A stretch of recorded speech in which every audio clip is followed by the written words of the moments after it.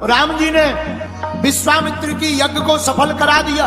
सुबह हुई, राम जी मुस्कुराते हुए बोले, गुरुदेव आपकी यज्ञ सफल है। विश्वामित्र जी मुस्कुराते हुए बोले, राम ये तो पहली यज्ञ है, अब दूसरी यज्ञ जनकपुर में पूर्ण करो। और राम जी समझ गए, गुरुदेव की आज्ञा समझ गए। उसी समय धनुष यज्ञ की पत्रिका जनकपुर से विश्वामित्र जी के पास आई। राम जी से विश्वामित्र जी कहने लगे, राम तुम जनकपुर में महाराज जनक जी की यज्ञ पूरी करो, चलो हमारे साथ। राम जी गुरुदेव भगवान श्री विश्वामित्र जी के साथ चलने लगे। जनकपुर बड़े। राजा जनक को पता लगा विश्वामित्र महामुनि आए। गुरु जी को लेकर, ब्राह्मणों को लेकर स्वागत किया, प्रणाम किया, आसन पर बैठाया, कुशल वार्ता पूछी। उसी समय राम जी और लक्ष्मण जी थोड़ा पीछे रह गए थे, तो राम जी और लक्ष्मण जी आए। इतने दिव्य रूप को देख करके जनक राज की भी सुधी बेशक राज जी परेशान हो गए। अरे ये नर है या नारायण? जनक जी का दिमाग खराब हो गया। पूछा, महाराज इनका परिचय क्या है? गुरुदेव भगवान श्री विश्वामित्र जी ने परिचय बताया। ये रघुकुल मणि है, दशरथ के जाए हैं, हमारी यज्ञ के लिए भेजा है। तो क्या आपकी यज्ञ सफल हो गई? जनक जी ने पूछा। विश्वामित्र जी मुस्कुराते हुए बोले, जनक जी हमारी तो सफल हो गई, अब ये तुम्हारी यज्ञ सफल करने आए। राजा प्रसन्न हुए, रुकाया कहाँ जाए? जनक जी कहते, महाराज आप होते तो आप तो कहीं भी रुक जाते, पर ये दोनों राजकुमार आए हैं, इन्हें तो भवन चाहिए। तो सीता माता के भवन में ठहराने की जिम्मेदारी दी गई। तो जानकी जी से कहा जनक जी ने, एक काम करो बिटिया, अब ये भवन खाली कर दो, तुम हमारे भवन में आ जाओ। यहाँ दशरथ जी के दोनों राजकुमार राम और लक्ष्मण विश्वामित्र मुनि रहेंगे, पर हम कहाँ रहेंगे? श्री जानकी जी से जनक जी कहते, तुम हमारे भवन में रहो। श्री जानकी जी पिता के भवन। लक्ष्मण जी राम जी से बोले, भैया हमारा मन है जनकपुर देख ले।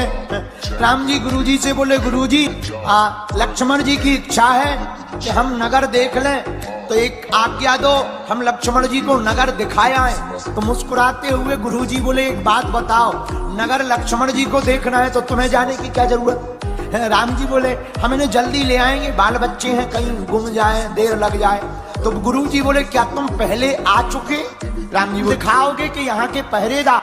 नहीं, पहरेदार दिखाएंगे। हाँ तो पर तुम्हारी क्या जरूरत है? गुरु जी हम लक्ष्मण जी को दिखा लाएंगे, आप हमें आज्ञा दे दो। गुरु जी मुस्कुराते हुए बोले, आप अपने रूप का दर्शन जनकपुर वासियों को देना चाहते हो, हम समझ गए, राम जाओ। राम जी महाराज गुरुदेव भगवान की आज्ञा मान करके चले।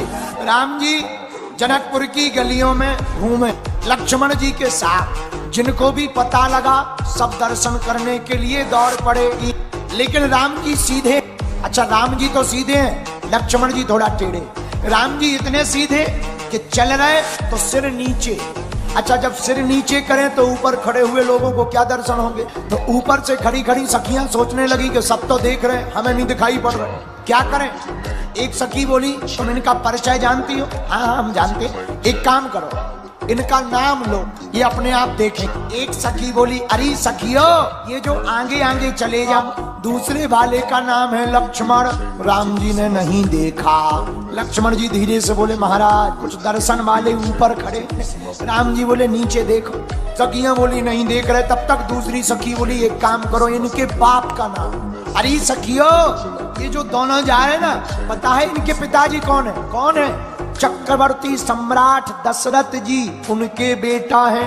लक्ष्मण जी बोले, भैया बाप तक पहुंच गई, अब तो देखो सीधे चलो। एक सखी बोली, इनके गुरुजी का नाम लो, ये गुरुजी को बहुत डरते। अच्छा तो क्या तुम्हें गुरुजी का नाम आता? हाँ, इनके गुरुजी का नाम है विश्वामित्र, उनकी यज्ञ की रक्षा के लिए आए हैं। लक्ष्मण जी बोले, भैया ऊपर देखो, लगता है ये अपनी पूरी कुंडली जानती हैं। राम जी बोले, चाहे जो हो जाए हम नहीं देखेंगे। अब सखियां बड़ी टेंशन में। एक सखी बोली, एक काम करो, इनकी माता जी का नाम। अब सखियां विनोद करती हुई कहती, दोनों आगे जा रहे ना, इनकी माँ का नाम कौशल्या है, राम नाम है। लक्ष्मण जी बोले, ले अब तो पूरी कुंडली खुल गई, अब तो देखो। राम जी बोले, चुप, हम नहीं देखेंगे। तब तक सखियों ने लक्ष्मण जी का नाम लिया। ये जो पीछे जा रहे गोरे गोरे, इनका नाम लक्ष्मण है, इनकी माँ का नाम सुमित्रा है। सोई लक्ष्मण जी ने टेढ़ा मुंह करके कहा, हम तो देख रहे हैं। हमारी कुंडली खोलने की क्या जरूरत है, हम तो देख रहे। लेकिन राम जी ने नहीं देखा, सखी भगवान शंकर ही बने हुए हैं। तब तक एक उपाय किया, एक सखी ने बोले ये ऐसे नहीं देखेंगे, एक काम करो, पुष्प लाओ। फूलों की टोकरी लेकर आई। सब सखियों ने अपने अपने हाथों में फूल ले लिए और फूल लेकर के जैसे ही पुष्प बरसाए, राम जी ने ऊपर की तरफ तुरंत देख दिया। फूल को बरसता हुआ देखकर क्यों देखा, इतना नाम लिया क्यों नहीं देखा?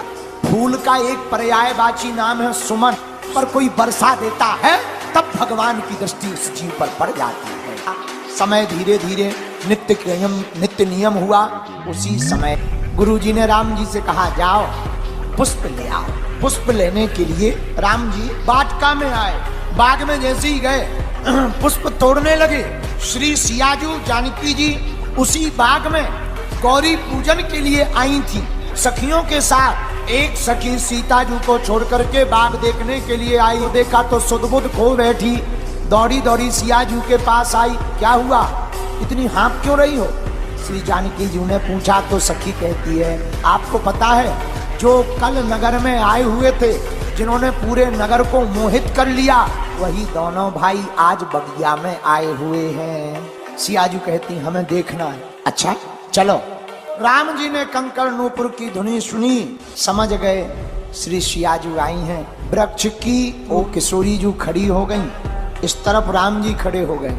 एक बार राम जी ने देखा, श्री किशोरी जू ने एक बार देखा, और एक बार जैसे ही नजर मिली सोई हमारी किशोरी जू ने आंखें बंद कर ली। क्या बात? सखियों ने पूछा क्या शर्म लग गई? नहीं नहीं। फिर श्री किशोरी जू कहती हैं ये जो रूप माधुर्य है, इतना सुंदर प्यारा चेहरा है, हमने देखकर आंखें इसलिए तो चले जाएंगे, लेकिन इनका रूप माधुर्य हमारे आंखों से ना चला जाए, इसलिए अपने नैनों में बसा लिया। सखियां गईं लिवा करके। श्री सियाजू ने गौरी अम्बा का पूजन किया, प्रार्थना की, पुष्प लेकर के आए। दूसरा दिन हुआ। अब आगे आज धनुष यज्ञ का समय आ गया। सब देश देश के राजा धनुष यज्ञ में सम्मिलित हो रहे हैं। जनक के दरबार में तरह तरह के राजा धनुष तोड़ने के लिए आए हुए हैं। राम जी लक्ष्मण जी भी बैठ गए। अब बंदी जनों ने घोषणा की सुनो सुनो सुनो सुनो सुनो, महाराज जनक के दरबार में आए हुए सभी राजाओं, यह जो यज्ञशाला के मध्य में बीच में धनुष रखा हुआ, ये कोई साधारण धनुष नहीं है, ये भगवान शंकर का दिया हुआ पिनाक नामक धनुष है। जो भी वीर, जो भी राजा इस धनुष को तोड़ेगा, आज टूटते ही उसका विवाह महाराज जनक की सुंदर सुकुमारी कन्या जानकी जी प्रण हुआ। सुना, सब राजा तिलमिला गए। अरे इतना छोटा धनुष अभी तोड़ देंगे?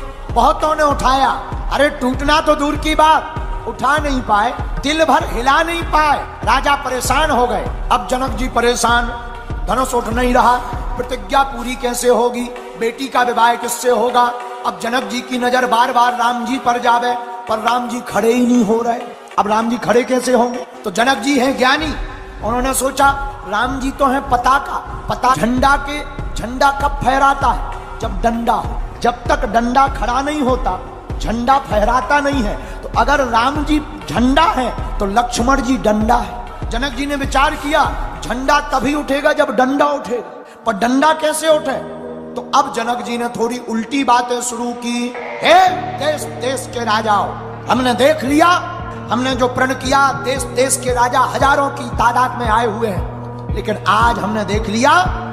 अच्छा बात कह तो रहे राजाओं से, देख रहे लक्ष्मण जी की, लक्ष्मण जी की तरफ क्यों देख रहे? असर हो रहा कि नहीं? कहा कि आज के बाद कोई वीर अपने आप को ना कहना हमने देख लिया पृथ्वी वीरों से खाली है, आज के बाद कोई वीर नहीं है। लक्ष्मण जी की भौएं टेढ़ी हो गई। जनक जी बोले गोली ने काम कर दिया। धीरे से लक्ष्मण जी राम जी से बोले आपकी आज्ञा हो तो हम 2-4 प्रवचन ले ले। राम जी बोले नहीं नहीं नहीं, चुप बैठो, अपन को क्या लेना देना, ये तुम्हारी पढ़ाई के आदमी नहीं है, हमारी स्टोरी के आदमी है। और लक्ष्मण जी खड़े भय तो आदरणीय नहीं कहा, और जैसे ही खड़े भय और जनक जी की तरफ देखकर बोले हे राजा जनक, जब से हम आए हैं तरह तरह की बातें कर रहे कि कोई वीर नहीं है, कोई वीर नहीं है, वीर नहीं है। सुनो, किसी भी सभा में रघुवंशियों का एक छोटा सा बालक भी बैठा हो, तब ये बात शोभा नहीं देती। और तुम्हारे सामने रघुवंश चमकने वाले प्रभु श्री राम रघुवीर विराजमान है। कौन कहता है वीर नहीं है? अरे रघुवीर है, तुम कहते वीर नहीं है। जहां लक्ष्मण जी बोले सोई जनक जी डरा गए। लक्ष्मण जी महाराज भौं टेढ़ी करके कहते, जनक जी आप उस धनुष की बात करते हो? अरे हमारे राम जी का अनुशासन मिल जाए, धनुष तो ठीक है, हम अभिमान में नहीं प्रभु के स्वभाव में कहते हैं धनुष को उठा करके ले जाए। और केवल ब्रह्मांड को उठा नहीं लेंगे, जिस प्रकार कच्चे घड़े को हाथी अपने पैर से मसल देता है, हम भी पूरे ब्रह्मांड को मसल देंगे। लक्ष्मण जी की बातें सुनी,